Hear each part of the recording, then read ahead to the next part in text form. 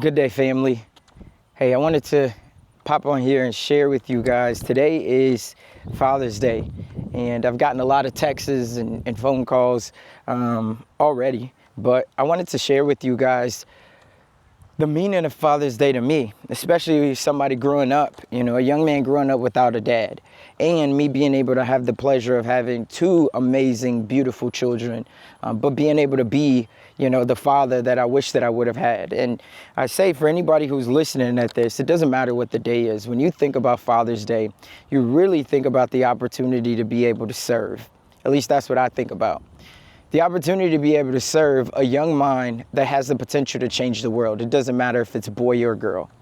For me, I always, look back on it, and I don't know why my dad never wanted to be in my life. Some people say that I'm probably, traumatized by it. I don't think that there's a lot of trauma there, but there is a lot of void there. And the reason why is because I'll never know why, my dad never wanted to be in my life. I'll never know why on any of my birthdays, my dad never even just shot me a call, or, in this day and age that we're living in right now, he never shot me a text message to just say, hey, I know we haven't had communication in the past, but wherever you are, I hope that you're in happy, healthy, and good spirits, right? I don't know why that never came about, but what I do know is that I got an opportunity to be able to do it bigger and better this time around for my children, right? I think back on the relationship that I have with CJ, and I'm so proud of the father that I'm becoming, and I mean that by becoming because I didn't have a blueprint, right? I had my uncle, and I had my grandma, and I had other people that tried to step in to try to offer whatever, value and support that they could. And I'm super grateful for that. But I'll be honest, if you are a dad, and regardless if you're watching this on Father's Day or, it doesn't matter when, you have to think about there is no void that can be filled when your biological dad chooses not to be in your life. And I mean by choose, and I mean that when I say the word choose, is because you have a choice every single day. It might not be an easy choice, but you have a choice to be able to be in that child's life, especially with the world that we live in now, because we live in that digital age. So yes, if you don't live in the same state as their child, that might mean that you can only make trips to see that child once every other month, once a quarter, twice a year. But you have an opportunity to FaceTime that child every single morning before school, every single day after school. You have an opportunity to reach out to that child and shoot them a text and just say, hey, thinking of you. I seen this Instagram video. It reminded me of when you were 3 years old and you were dancing. I know I haven't seen it in a while, but I can't wait till we get together again. I want to go dancing. Right? You have an opportunity to make a choice to still be present. And I think that that's all that a child really wants, and that's truly all that matters. Why my dad never wanted to be present in my life, I don't know, but I'm okay with it, And I'll say that every single day, because I have CJ, because I have Jada, it's allowed me to really be able to understand that there's a silver lining in everything. If I would have had the dad, and this is very counterintuitive to thinking, right? But for some, it's because of the lack of that makes you go so hard for the things that you do have, right? And for me, because I didn't have, or that lack of a father that wanted to be in my life, the things that I do have is my children, and I have to make sure that I'm every bit as great of a dad as I can be for the time that I'm here, right? We always say that we're not here for a long time, we're here for a good time. And so for me, I have to say that every single day, for the time that I'm here, that I'm able to be present. It's not always the prettiest, but when I say that it's not always the prettiest, it's because a lot of the times we all know that life throws so many curveballs at you, and that it's all not, peaches and roses. And so for me, especially with CJ, I'm oftentimes, on his neck, right? And it's all with love. He's my best friend, and he would tell you the same thing. We have so many great conversations, but a lot of the times, especially with him being 12 and me understanding that he lives a life of privilege, right? I never lived this life growing up. It wasn't until I got older and I started to make my own choices and I started to understand that I could be a different man, and I didn't have anybody to turn to.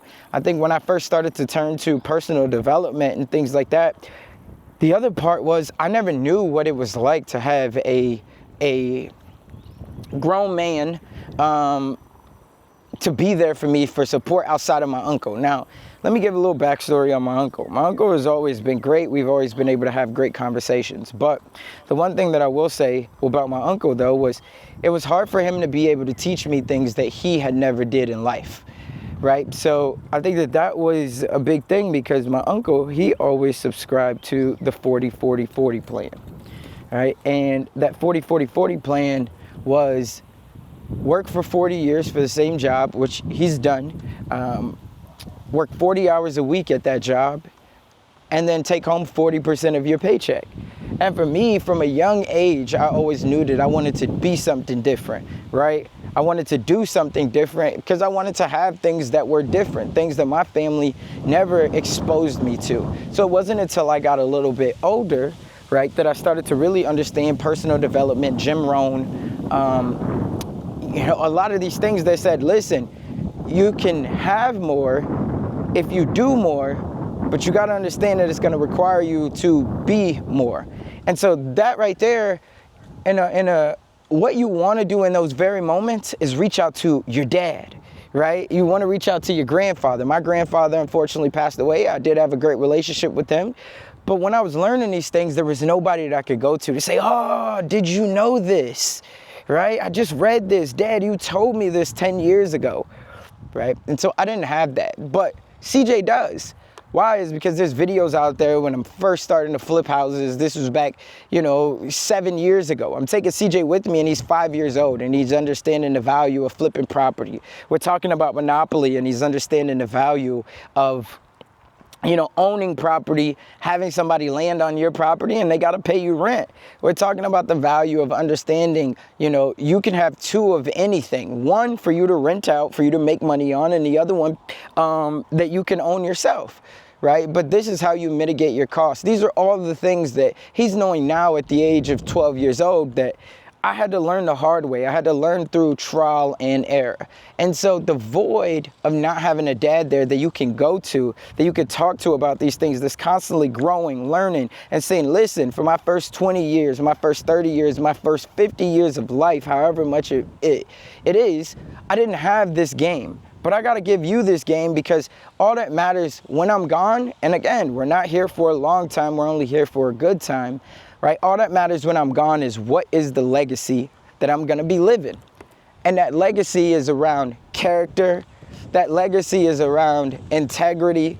That legacy is around, obviously, options and freedom, right? And so you want to be able to have that legacy now, because you want that legacy. And when I say that, let me be clear. Obviously, your legacy should hopefully live on after you, right? That's what we all know. But when I say you want to have that legacy now, what I mean is you want to be able to have options, freedom, integrity, character, the joy, all of the things that come along with it, because your legacy doesn't just have to start once you're done. It's really about the past experiences and the memories and the relationships that people have gained from your past years of life. So let me give you a quick example on that. If I'm 50 years old now, I've been building my legacy for the last 35 years, right? When I turned 15 and I became older enough, mature, that's when I started truly building my legacy. So every decision that I made today was for tomorrow, next week, next month, and the next 20, 30 years. And then when I pass away, my legacy lives on, right? But it doesn't just start the day that I pass away.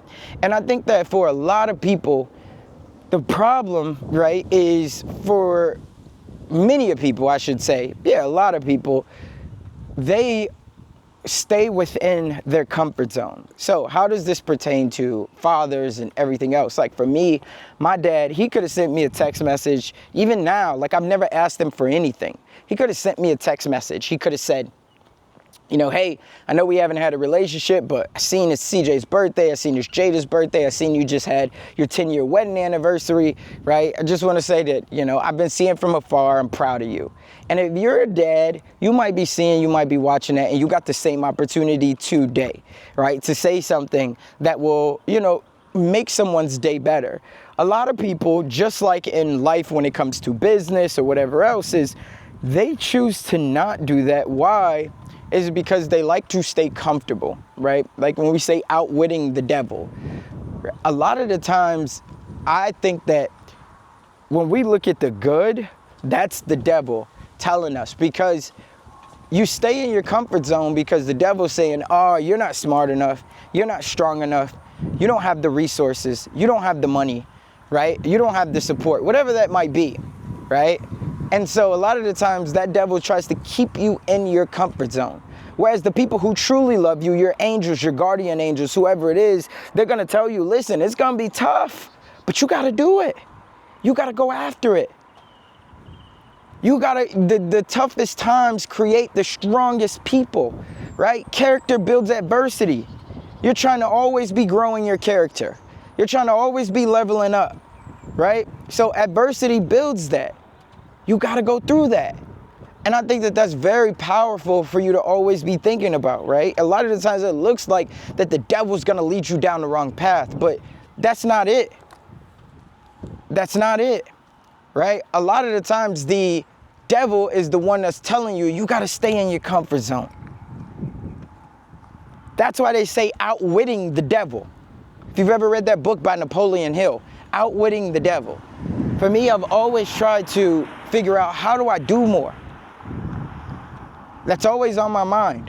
Why? Is because for a lot of us right now, especially if you're under the age of 40, right? But even if you're under the age of 50, 60, my grandma's 80, she's still going hard.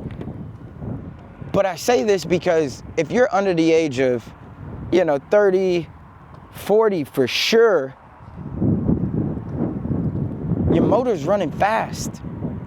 And you don't know when it'll slow down. But the one thing is, you got to ask yourself, at the end of the day, would I rather live through discipline or would I rather live through regret? And it's not easy, but it is simple. Would you rather live through the pain of discipline, getting up, telling somebody good morning every single day, right? That's what I try to do. When I see somebody, I hold doors open all the time. It doesn't matter if I got to wait an extra 10 seconds after I've already let my family in there. I hold doors open. I tell random people, good morning. Why? It's because it's the power that I get on the inside of me of knowing that I'm building my character. It doesn't matter if they say thank you. Yes, there's times where I'm like, are you serious right now? But at the same time, it doesn't matter. Why? It's because I'm still building my character. I'm still building who I am. I know who I am and I know what I stand for. Right? I know the power of me dreaming, and dreaming big at that. That's always been big to me. So that's what I want to leave you guys with. I feel like I could keep going on this. This definitely will be an audio experience. So if you're not listening to the DreamNation podcast, go check it out. But that's where I'm at. Like, regardless, Father's Day, Sunday, Monday, Friday,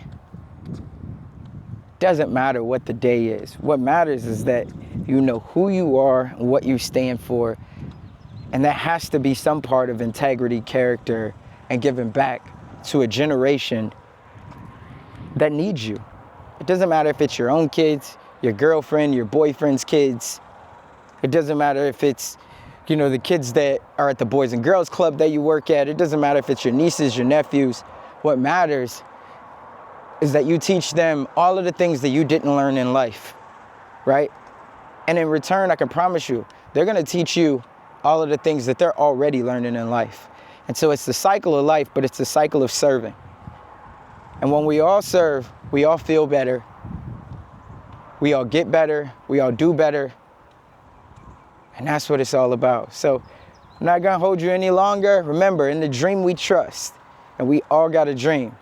But that dream that you have, you got to take action on something, because otherwise it'll only merely be a fantasy. That's all for this one. Catch you on the next one.